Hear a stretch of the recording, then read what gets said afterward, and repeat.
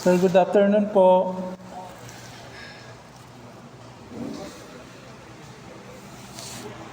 Good afternoon po.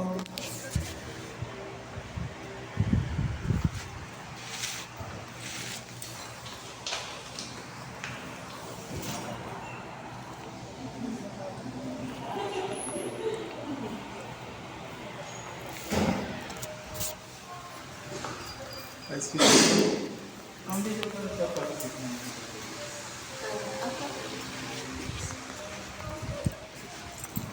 Good afternoon po, sir.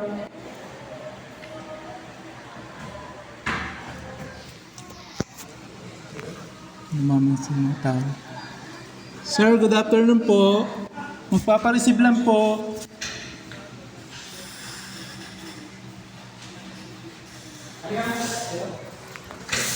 May tao na, dito na. Ano rin? Ito ba, dito? Dala lang, sir. Papareceive lang, sir.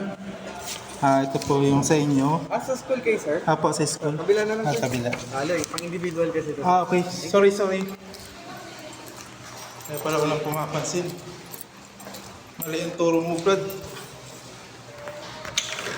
Ito po, ma'am. Yung sa inyo po. Ito po yung sa receiving copy.